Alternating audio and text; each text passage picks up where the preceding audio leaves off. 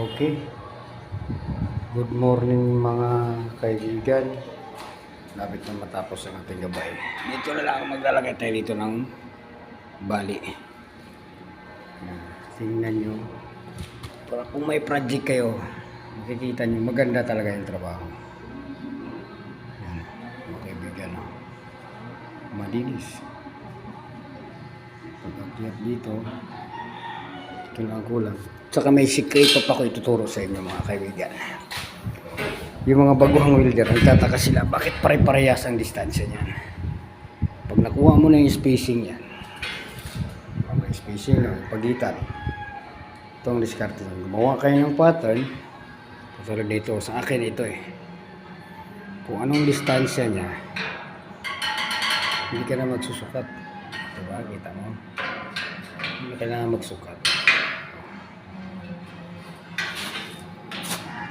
Kasi, ano yung sukat niya?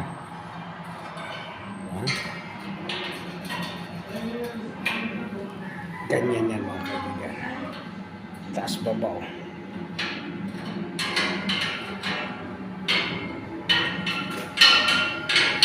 May skrito dyan.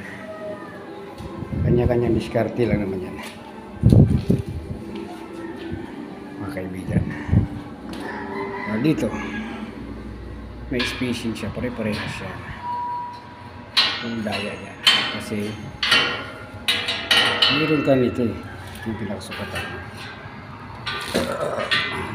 Ito yung gagawin mo sa mga baguhang welder. Yan, mga baguhan pang gumagawa ng mga ganito drilling, kahit sa grills yung gawin mo, pare-parehas ang spacing yan. May grills kayo kung anong bagay ang hindi man may iwasan na daya yan, so at least sa 90% pasok siya sa sukat. Tsaka ang sikreto ko dyan, kung naghahati ako sa mga ganito, turuan ko pa kayo, sintro ka lagi, sukatin mo mula doon hanggang doon. Hindi ka na mahirapan mag calculation, wala kalukuhan. Sintruhan mo kaagad. Sintruhan mo rin yung sa pagitan nitong dalawa na ito. Yan, sintruhan mo rin.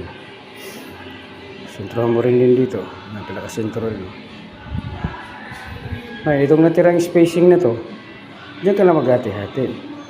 Sa akin kasi, para walang daya, wala naman dito, saka doon, sinintruhan ko naman palibago. Ito na lang hatiin mo, yung tatlo na to. Sintro lang. Mga konting diferensya, sintro ka doon. Sintro mo doon, itong dalawa na lang yung ano mo. Paghahati-hatian mo. Kasi, nakuha mo na yung pinakasintro. Ganun din yan. Pare-pares na yung mga kaibigan. Okay. Tingnan nyo rin yung ginawa kong hagdanan. Yan. Kala nyo simento siya, pero bakal din yan. Yung mga kaibigan. Ang tawag ko rito ay pizza pie stairs. Gawa ko lang yung design. Hindi pa tapos, pero pagkatapos, pakita ko sa inyo.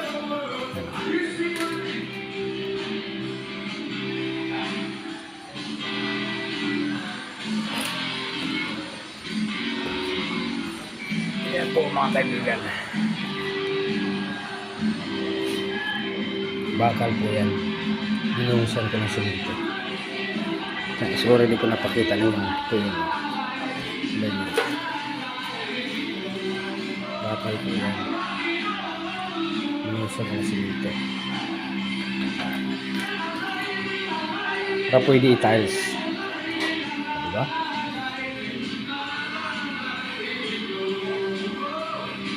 Pero kailangan makapal to.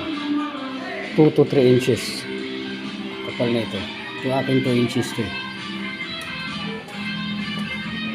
Okay. That's all muna sa ngayon mga kaibigan. Sana may natutunan kayo kahit papaano sa aking munting vlog. That's all folks. Thank you sa inyong lahat.